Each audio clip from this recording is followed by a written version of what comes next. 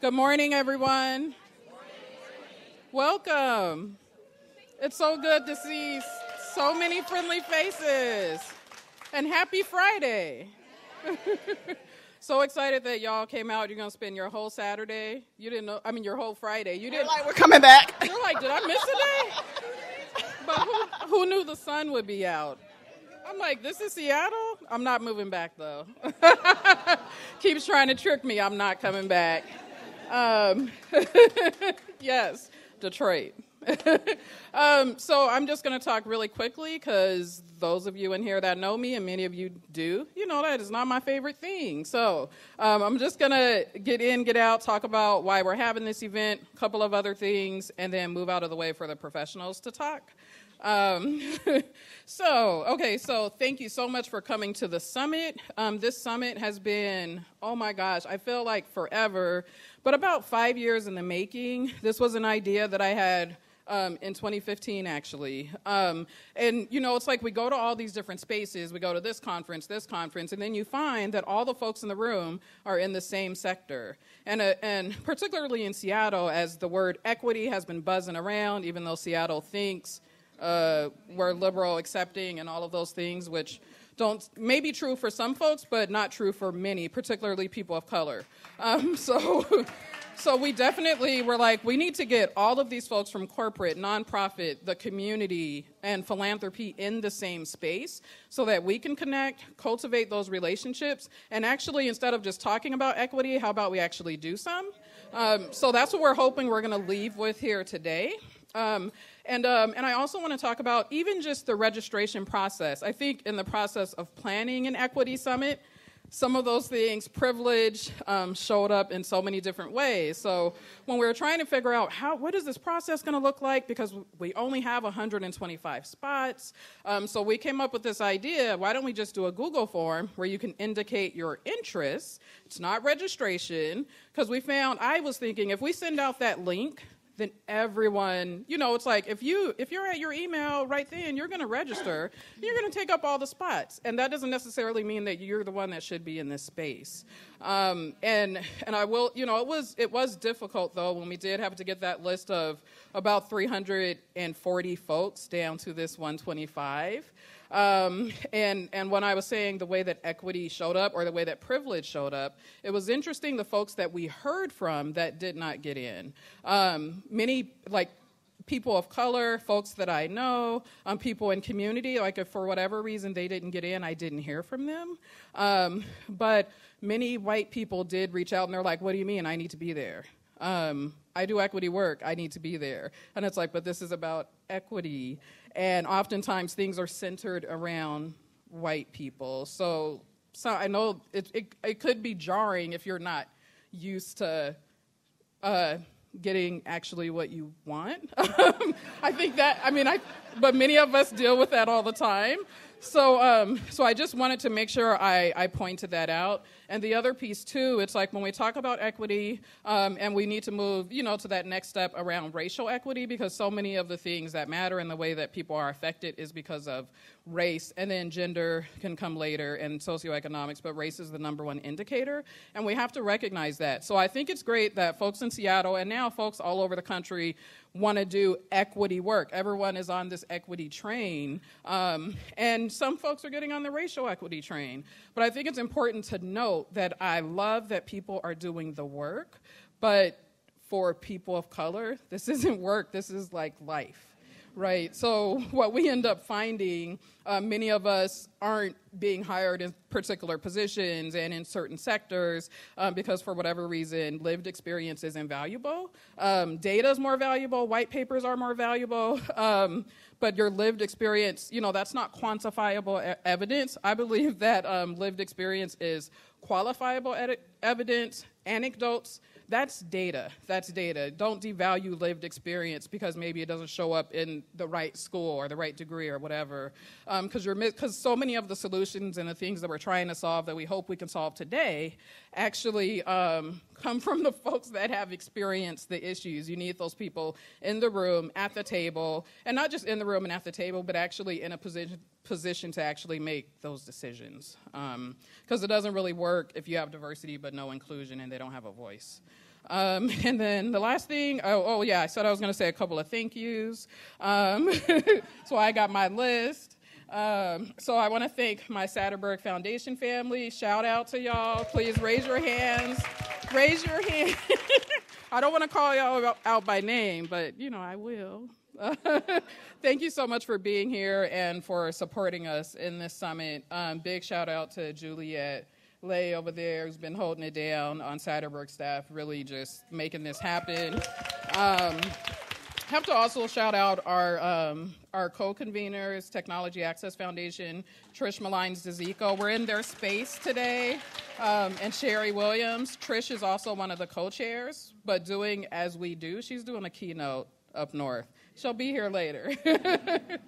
And then shouting out my girl, Aiko Bethia, who is the other co-chair of this event, and thank you, and Fred Hutch, who came on as a partner. So we just really appreciate partners being able to help us do the work that's not going to shift what we actually want this to be. And when have you ever seen 3 black women lead an event with so many of y'all in the room? Like, we got to recognize that, okay? There's power in that. And it's like, and look at what happens when you pass the mic, okay? And just two more shout outs, because I forgot yesterday. We had an event yesterday for funders at the Gates Foundation. So Gates hosted us, so thank you to Jennifer Stout right there. And Brian Stout facilitated the conversation, and we had the amazing John Powell and Vu Lei help kick off our conversations in that space. So I wanted to make sure that I mentioned that. And expectations for today are just to fully show up. Be yourselves, bring your full selves, be authentic, be real, be honest. Even if you're uncomfortable, please lean into that, because we can't get anywhere doing the Seattle nice thing. And I'm also going to ask that if y'all exchange Instagrams, Facebook, whatever, business cards, and you say you're going to reach out, actually reach out. Get that coffee, get a drink or whatever, but don't do the Seattle thing and then just be like, I'm going to call you and then no one sees you again. Okay? Because I'll see you. Okay? Okay, and I'm done. I'm going to pass the mic now. Thank you for being here. Okay, yeah. There's like nothing left for me to say after all of that. I think the one point that I really do want to make is that this is not about talking and just having conversations. This is about moving to action. So I was lightheartedly joking but very serious when I saw one of the funders here, and I was like, we expect checks to be written after this, and checks that aren't dictated in terms of what has to be done with it, but entrusted to the community for the community. We understand that, there's a bit of the concern of, are we going to get our outcomes? Are we going to get what we want? Think about the outcomes for the community. Think about when you are trying to figure out what your strategy is or what the outcome will be. Think about the kid who's not getting the meal, the person who's not getting the housing. That's urgency. That's life or death. People know what they need. So we don't really necessarily need somebody in a room or a conference room figuring out, is it the best bet? Bet on the people, understand what the people say they need, write the checks. So I do want to say that we expect action to happen. And I just want to say it is awesome to be in this room of people who have energy around this. But please move the energy to action. And the last thing I'm going to do, because I love embarrassing people, and they'll never get the shout out, is that I am looking at Cece. I did this last night, but this was a vision that she had back in 2015. You all being in this room, every one of you has a connection with Cece. When we talk about the power of connection, the power of vision, the power of making a bet on somebody who is doing the work and in the community, this is Exhibit A. So, thank you.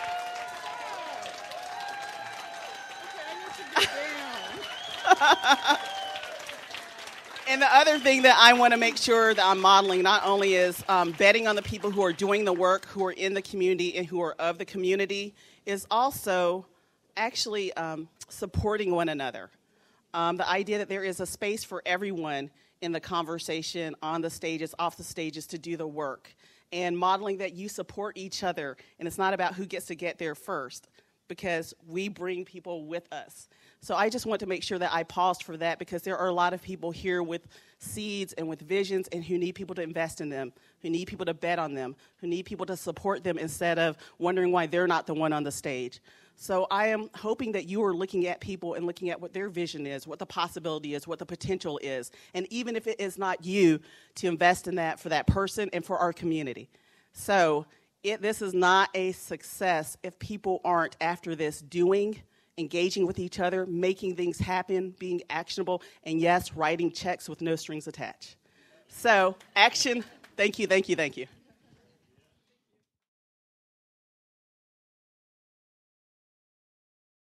First, I want to thank Trish Malines, who isn't here, for sharing this space, but also for the work she has done in her life.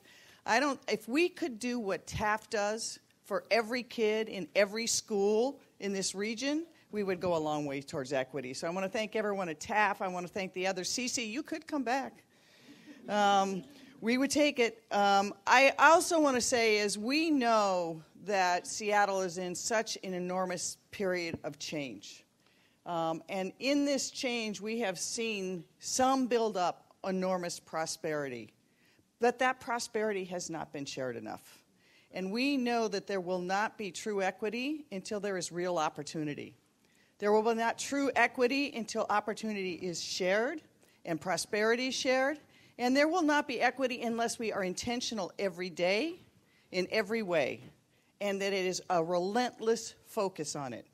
You know, we at the City of Seattle have been trying to focus, not just through our Race and Social Justice Initiative, but looking at those programs that say, how can we lay down some markers for enduring equity? I'm very proud that one of the first things we were able to accomplish was to have passed the Families Education Promise and Preschool Levy.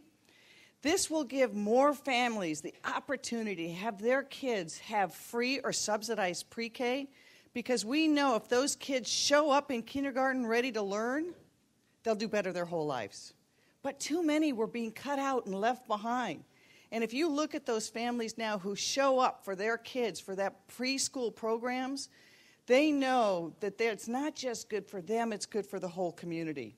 And then if we really focus our efforts on closing the opportunity gap in K through 12, not just talking about it, but doing it, we will have more kids able to walk across the stage and go on life. And then I talked to many people in the community who said, what will turn the dial, will make a difference? And you see across the country in the political debates, people talking about free college. Well, we're doing it here. We're doing it for every Seattle public school student, that if they are able to graduate, we will give them 2 years free college. It's remarkable. And last night, I was able to go and see to the Seattle colleges and see their celebration. And the colleges have been enormous partners on this. They had a cohort starting where they gave them the 13th year. And just seeing how that changed the lives, when I came into office, we had just over 100 kids who were in that program. Today, we have over 500. And now that it's open to all schools, we will get more than 1,000 kids who have that opportunity, no crushing debt. And we're going to also combine that with the ability to have internships and jobs that are meaningful, so that they can say, and we're also going to raise money so that those other barriers to education, those systemic barriers that are there, that we can start to lower those barriers. So we're going to give them money for transportation and for daycare and for books and for fees, so that they actually can go to learn and get those certificates, college certificates, degrees, whatever they want, and then get them the jobs that make their life meaningful. We've also seen that if we listen to community, we can have more equity in ways that community knows is important. There was a group of students who walked out of their school in Rainier Valley because they couldn't get to school, and they said, we should have free transportation and bus passes. We did it, but listening to their voice, we did it. So now every Seattle public school student has a free ORCA card. A free ORCA card. And that gives them that opportunity, the passport, to go anywhere in the city that is their city. We're also looking at how do we make sure that these great prosperity is shared at the earliest ages possible, so providing those real internships, whether it's a building trade or a tech job, getting our kids those jobs and internships so it's meaningful. We also look at things like, that's a 7-year program now. The Families in Education will go for 7 years, so those kids we know will lay that marker down. But we have to look at every program. we're about to announce the library levy. And we were looking at, and I have to give a big credit to Marcellus Turner, who's the head of our library system. Yeah, we got to hear from him. His first time we met, he said, how do we advance equity? How do we do it in a way where we look at libraries as a new place and put that in the system? So for the first time, we're doing things like waiving fines. Waiving fines. Why should we have barriers to places that are supposed to be community places of learning? That a kid can't take out a book because they lost the book? It makes no sense. So waiving fines, having longer hours for communities throughout Seattle who the library may be their only place, and then looking at where those other things that we know are inequity exist, like access to the internet. So in the library levy itself, are creating not just in the libraries more access to the internet, but more hotspots that families and kids can check out and take home so they have that access at home. If we look at every place we can to decide how do we do it better, but how do we do it so there's true equity? And make no mistake about it, people try to conflate equity with equality. We know that's not true. You know, you can't call it equity if people start because of systemic barriers and systemic racism and generations of that type of behavior and then say, okay, everyone gets go. You know, we know that's not true. So we have to focus. It is so great to see civic leaders, philanthropy, business, education, all here together. And as Cece said, not just talk, real action across everything. How do we translate this kind of convening? And I just have to, again, what an amazing thing. When I pulled into the parking lot this morning, I thought to myself, wow, because I've been here to visit Trish a lot.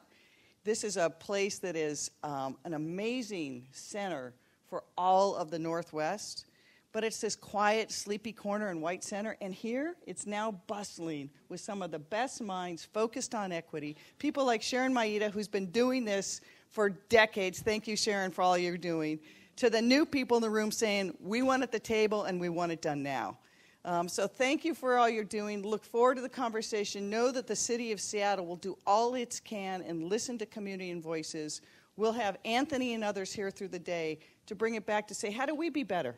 How do we be better as a city to do equity ourselves, to advance equity anywhere we can, and to start conversations? So thank you for your commitment. They turned 200 people away. I mean, isn't that amazing? So I will say this is the better Washington. That other Washington, we're going to show you how to get it done. We believe in equity. Thank you.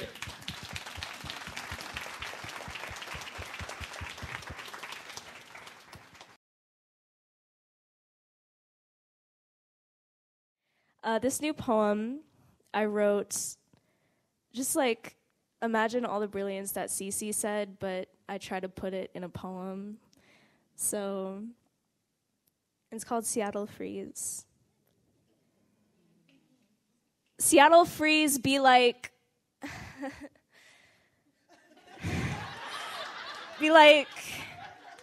Seattle Freeze be like, how are you? Tired.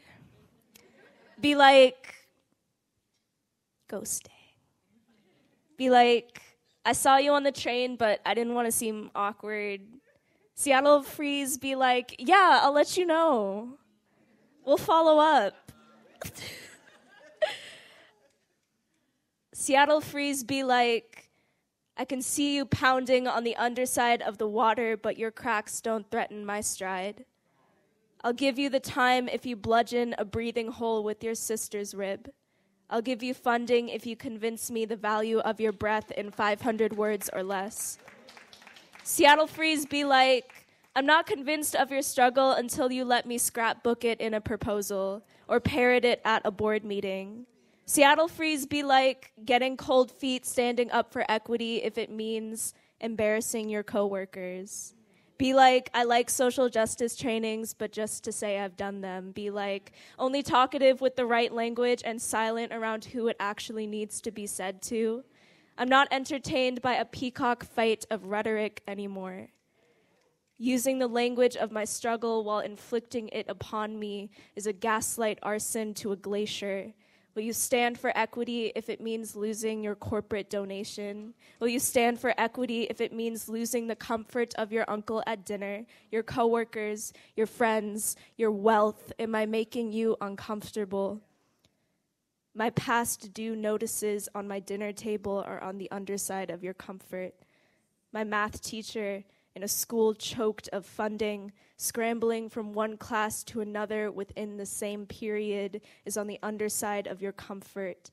The token woman of color in your office, hollowing herself out for a mountain of work no one else wants to do, is on the underside of your comfort. Your bottom line means leaving the rest of us to rot at the bottom, and we are in a sinking ship. And the most privileged of us engineered the holes in the name of cutting costs. I refuse to convince you my lungs have been anchored by oceans of oppression, only for a guard claiming to protect my life, to toss me the lifesaver and then ask for it back. The difference between solidarity and charity is one demands I prove I'm drowning while the other shares the raft. I have been drowning for centuries, just trying to keep my head above water. And this work is hard, and it's scary. We are dismantling systems while trying to envision freedom at the same time. But the ocean will not part for those unwilling to wet their feet.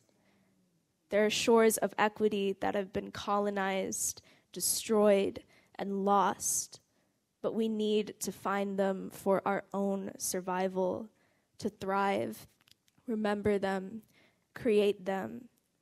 Seattle Freeze be like deliberately defrosting. Be studying its reflection in the glass.